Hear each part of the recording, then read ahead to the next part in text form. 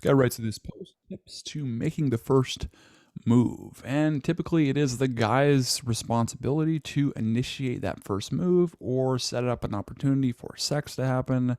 That's just kind of what it is. And so to do that, the best thing to know is you have to read her attraction. And so even though it is typically the guy's responsibility to initiate, won't always happen, but it almost always does. But it is his responsibility to read her attraction level. That is the number one thing that you can know. It applies to so many situations. It's really just being present in the moment.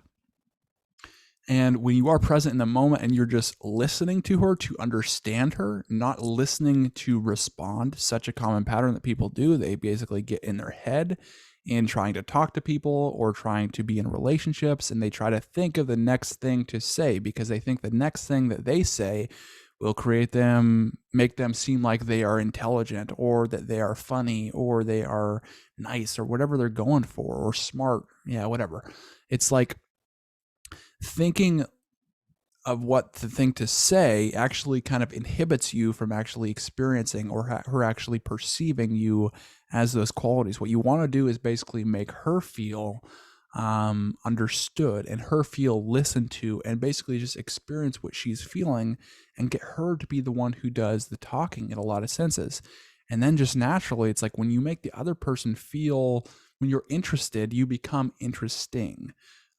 Same concept with really any other emotion. It's like if you can make that other person feel that emotion, often they feel that emotion in regards to you as well. So that is a much better approach to do.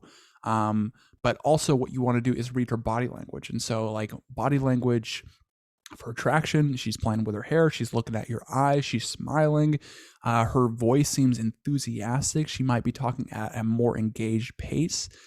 She's really interested in what you have to say. And then also she's comfortable with speaking and talking about her own experiences and opening up to you. And her body language is open up to you. So it's not just like closed. She's not like protecting herself in any way like this. It's like she's comfortable. She's open. Sometimes she's leaning forward. What else is like when she's ready to be kissed, sometimes she'll look at your lips, then up at your eyes, and then look at your lips. It's like you'll actually, if once you know this and know these concepts, like you'll notice these even in like movies and things like that. You don't want to get necessarily references from movies, but you'll just notice it in observing things when you see them. Is she initiating contact? Is she touching your forearm? Is she just like bumping into you? Is she just like brushing your hand when the two of you are walking? Is she getting in your proximity? So this would be in a context like kind of like a pickup stage.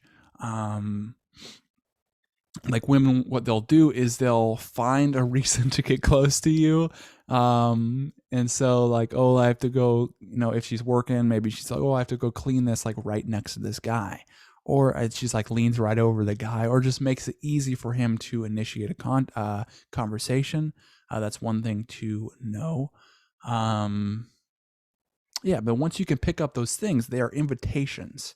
And so think of them as that, invitations for you to make a move. And when she invites you to make a move and you have enough of those signals, one of them usually isn't enough. You need multiple.